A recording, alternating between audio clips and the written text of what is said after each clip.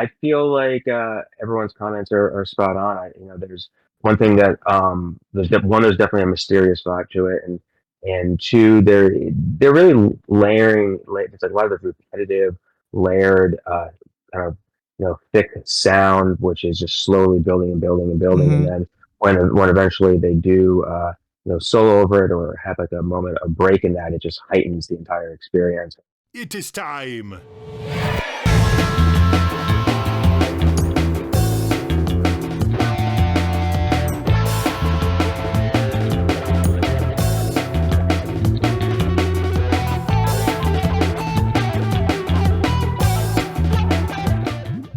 Last, we're going to be listening to another song from the Relic Studio. So this is actually a band called Amayo, and it's led by Duke Amayo. I'm probably mispronouncing it. Amayo, yeah. Thank you, Amayo, who's the lead singer, percussionist, and composer of the Antibalas Afrobeat Orchestra. He also composed the Grammy-nominated Food Chronicles album for the Best Global Music Album of the Year.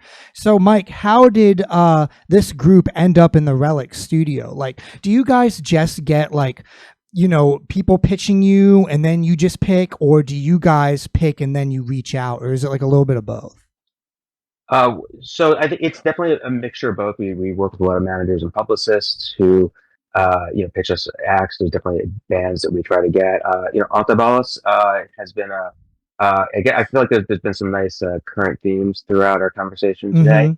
Mm-hmm. And one of the current themes is Wetlands, which was Pete Shapiro's first club in New York. And Antibalas played there regularly in the early 2000s. They had a residency, and they come from the Afrobeat scene, and were playing around Lower Manhattan and Brooklyn a lot around the time. So their connection with Relics really began or through Wetlands, and they introduced me to Afrobeat music, and fell in FM Kute through them, and they've been another constant in my life. Lucky to have seen them in various incarnations over the years. A lot of the guys from that band have gone on to play with all sorts of different bands, including Joe Russo and Marco Benevento, and Joe Russo's Almost Dead, and in different configurations. And I think someone mentioned in the chat, the idea of church and rock concerts having a lot of overlaps, and some of the guys from Antibalas who are on in this video, particularly Jordan McLean, the trumpeter, actually participate in these musical high holiday services that I organize each year that we do at Brooklyn Bowl in Brooklyn, New York, as well as at the Relic Studio. And that it's kind of funny how in a lot of ways they were a spiritual center for me, and then they kind of bled into a religious spiritual center for me, so it's been amazing. And Amayo has his own music. He actually is performing as a solo artist now, and this was a great session he did about a year and a half ago. Nice. All right. Well, we are listening to Amayo live at the Relic Studios in 2021. This is the song Shadowless right here on Galaxy Jams Reacts.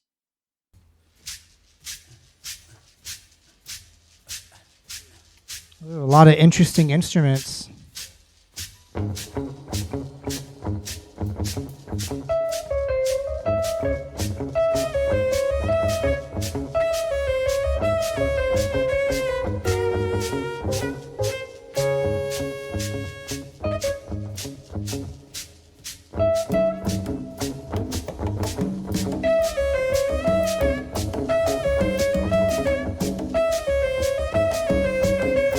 Sounds like an orchestra tuning up. Yeah.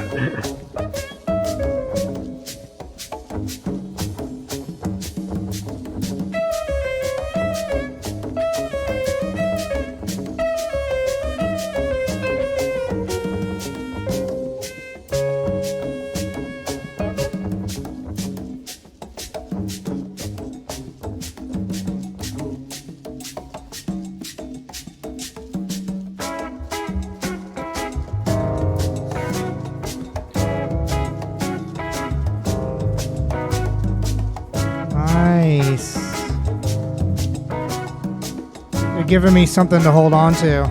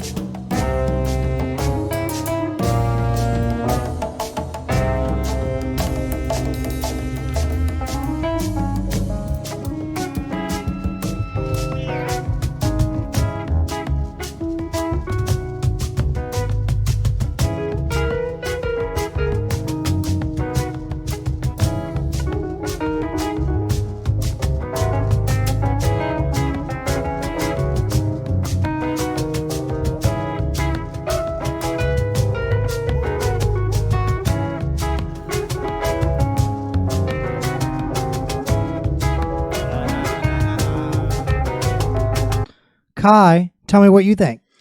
It sounds very secretive. It sounds like some spy craft is going on right here. I also love that Nord.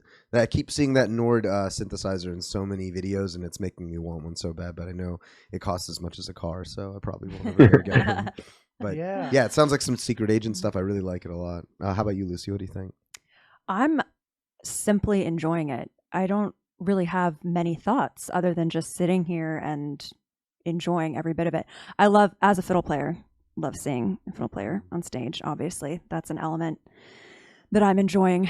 But I think I might have to circle back actually on any commentary because there's so much to kind of digest, and yeah, we'll come back. We'll come back to me. To me, it sounded like, you know, imagine like a vase, but it was shattered and there's a million pieces on the floor, right?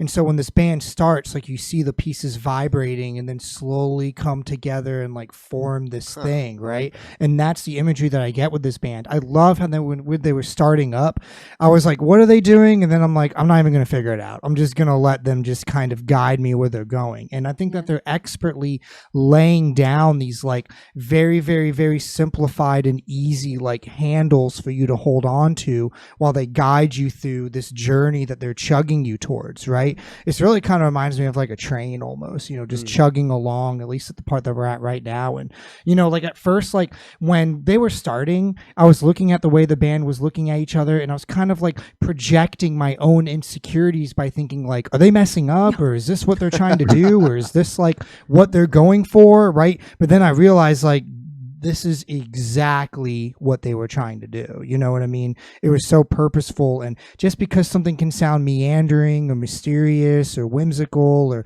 maybe not all the way put together doesn't mean it wasn't done on purpose, you know? And I think that there's something to say about that, you know, from when you have a band that's like tight as hell out the gate, you know, right when it starts, it's like, you know, a guitar line you like and then a bass line you like, and then everyone's ready to go. Like, it's cool when bands go through, you know, the opposite of that and kind of let it all form like like itself, right? And I love the way that this band is doing that. In the chat, we got AJ Roberts saying that it's polyrhythms for the win here, and that AJ Roberts says that it reminds him of Thelonious Monk. Definitely reminds me of that, for sure. And Megan C, that it's very reminiscent of Sun Ra, and Hunter Lee also agrees that it sounds mysterious, right?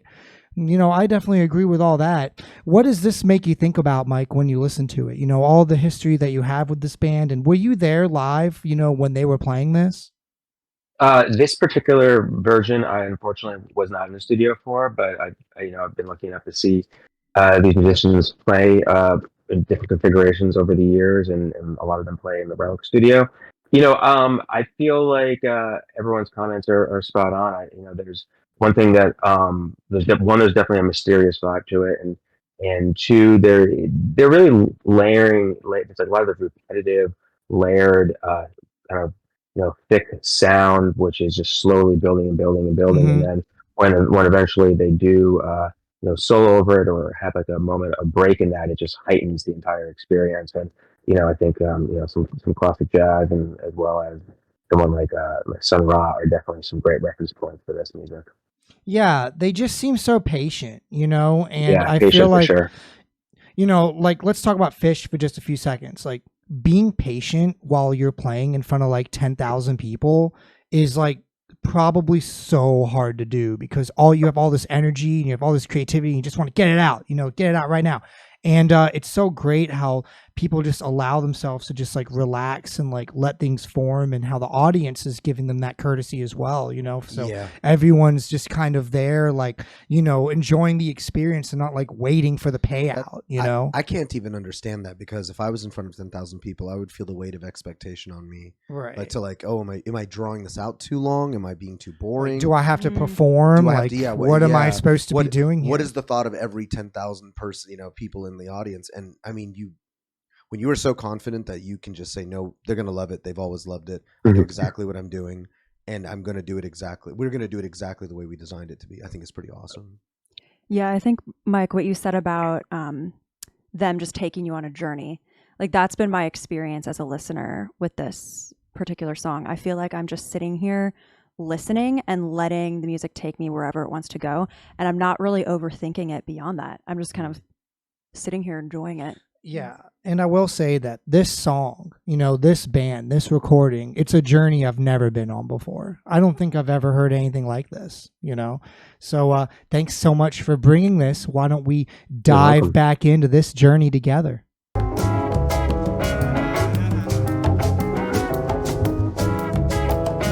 That gourd player is like my favorite.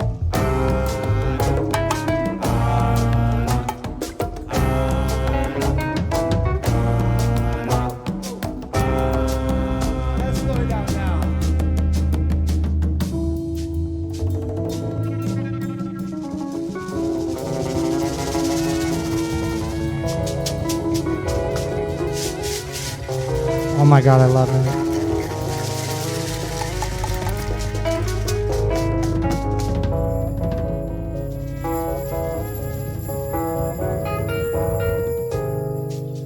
It's like we're in the jungle and it's opening up to like a Mayan temple.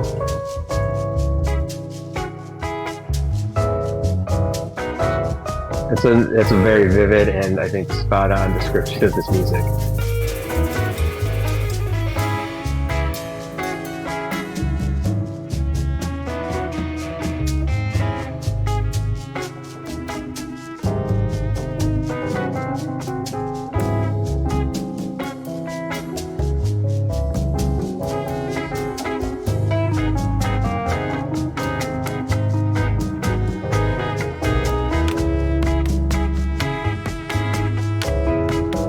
Hell yeah, dude. I'm in there. That rhythm coming in, yep.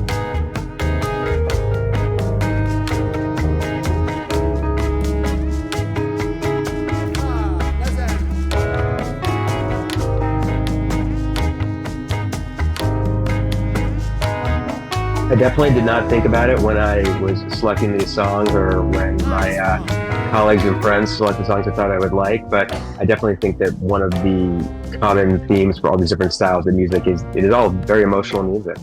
Yeah. Oh, Definitely. And it's like different emotions, you know. And Yeah, exactly. even if it's not strong, it's still like making you feel something. And I feel like as I get older, I'm chasing bands that make me feel, you know, however Definitely. it is. Yeah.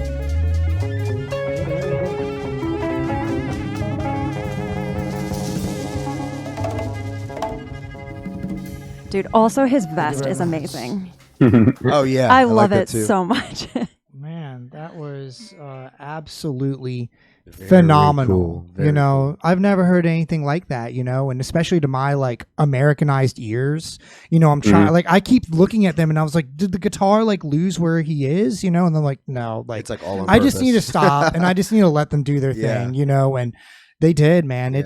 It was so much fun. It's hard not to quantize things in your own head when you're a musician because you're like, oh, for example, the beginning. Where's of the piano drop, part. bro? Yeah, why was that piano part? Why did it seem like he missed it? And it wasn't. He didn't want to play there. Yeah. This Yeah. is really cool. This is one of those bands that I could watch this, like you have to watch this over and over again. And then each time you focus on like one person. Yeah, And then exactly. that's how you're getting it, you know? And I think Fish is like that too. You could listen to a great Fish jam, but then, you know, you go back and you're like, okay, like I'm only going to pay attention to Mike. Like that's all I'm going to do. And like, you just learn so much just from that, you know? Yeah. But then even collectively, if you just listening to it for the first time collectively and not breaking down those parts, it kind of just becomes like part of your wavelength. Like I feel like it's like Yeah, in my yeah. brain waves. Yeah. that sound overall. Well, that's why like you get a song stuck in your head. It's literally like that energy just like bouncing around your Yeah. head, you know, like Yeah. it's like that. Like it's Like I got the message, you know. They were like telepathically. yeah, you know, just- like when you have a weird interaction with someone or something and like it just replays in your head over and over and over and over and over and you're like, I should have said this and I should have done that, right? It's so interesting when music has that same impact on you when you're Yeah. like listening to it, you can't even stop it from, you know, being an earworm, you Yeah. know, and your brain just like replaying it from you just because your brain liked it so much. right. Yeah. It becomes a feeling. Hi, this is Mike with Galaxy Jams Reacts. We hope that you enjoyed that React video. Be sure to check out the links below of when we're going to be live streaming our next show and also how to watch full episodes.